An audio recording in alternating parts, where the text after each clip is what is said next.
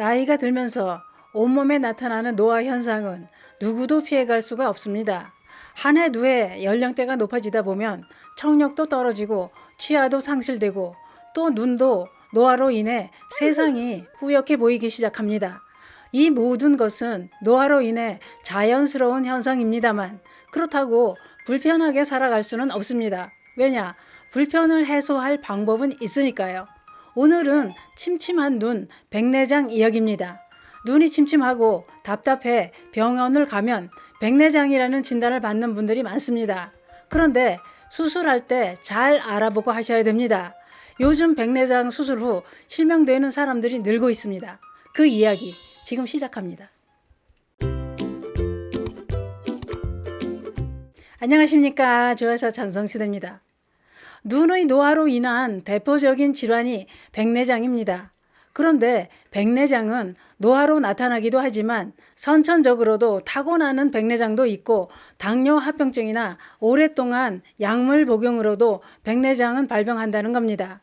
그 중에 나이가 들면서 노화로 오는 백내장이 가장 흔하다고 하는데요. 백내장이란 우리 눈 속의 투명한 수정체에 뿌옇게 혼탁이 오면서 안개 낀 것처럼 사물이 선명하지 않고 흐리게 보이는 증상을 말하는 건데요. 또 다른 증상은 이렇습니다. 눈에 분비물이 생기고 불편한 증상과 눈이 아프기도 하고 또 별다른 증상 없이 시력만 감퇴되는 경우도 있습니다.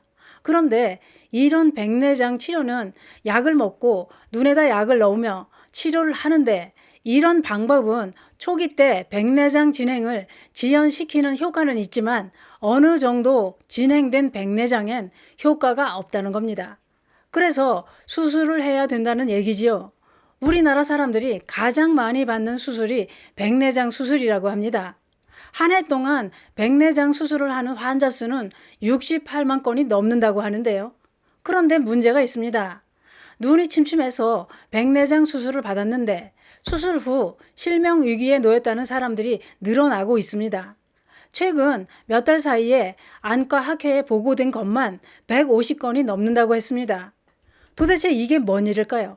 그건 이렇습니다. 백내장 수술을 하고 문제가 생긴 사례들을 살펴보면 어떤 분은 백내장 수술 후 3달째 밖에를 나가지 못하고 있다는 겁니다. 왜냐?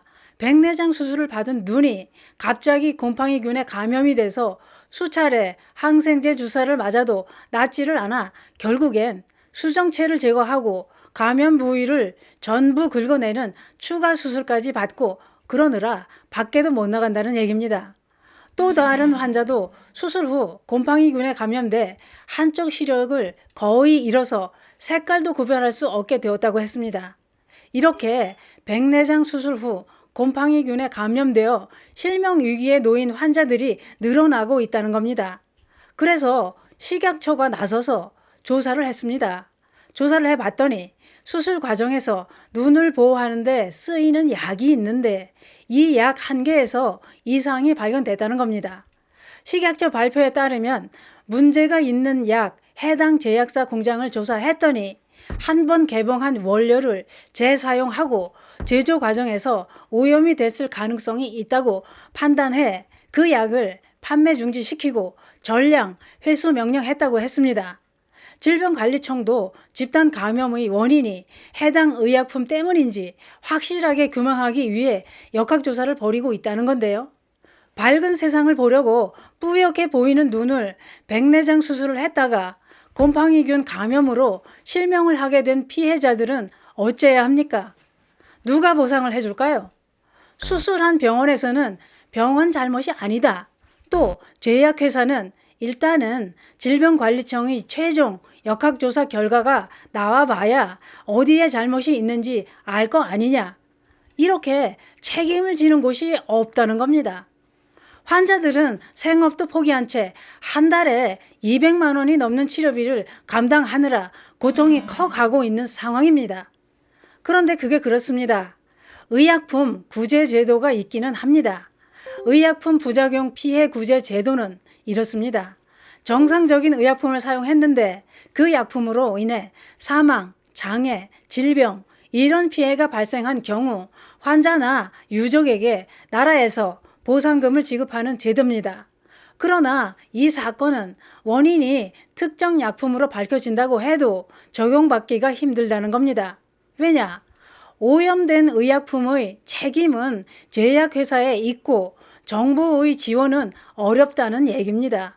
그러니 정부는 빠지고 피해자들이 제약회사 상대로 소송을 해서 보상을 받아야 하는데 이게 하루 이틀에 해결날 일이 아니지요. 그 사이 피해자들은 한 가지 더 고통을 당하게 된다는 건 불보듯 뻔한 얘기지요. 답답합니다. 보상을 받는다고 해도 실명이 되어 암흑이 되었다면 무엇으로도 보상이 될 수는 없습니다. 그런데 백내장은 노인성 질환만은 아닙니다. 최근에는 30, 40대 젊은 백내장 환자도 급증하고 있습니다. 그 이유는 전자기기를 장시간 사용하는 게 원인이라는 전문가들의 얘기입니다. 백내장은 세계 실명 원인 1위로 절대로 방치하면 안 됩니다.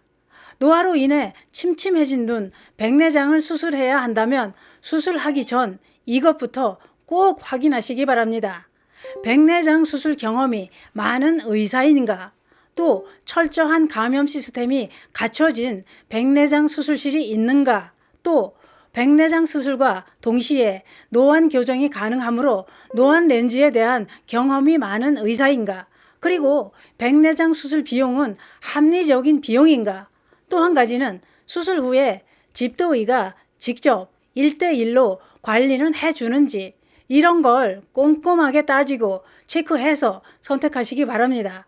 침침한 눈 밝고 선명하게 보려다 수술 잘못하면 아예 못 보게 실명할 수도 있다는 걸 알고 병원 선택을 잘해야 된다는 얘기입니다. 백내장 수술은 수술 과정에서 실수가 발생할 경우 수술 결과가 좋지 않을 수도 있고 눈 속 감염이 발생할 경우엔 사례자들처럼 시력에 치명적인 상황이 발생할 수 있기 때문입니다. 또 평소에 눈 건강에 좋은 식품을 섭취해주며 관리를 하는 것도 좋겠지요. 눈 건강에 도움이 되는 식품은 이렇습니다. 당근, 옥수수, 굴, 고구마, 시금치, 달걀 이런 식품을 자주 드시고 긴 시간 TV 시청이나 스마트폰 사용은 눈 건강에 좋지 않으니 자제하시는 게 좋습니다. 침침한 눈 때문에 병원을 가시려면 병원 선택이 중요합니다. 감사합니다.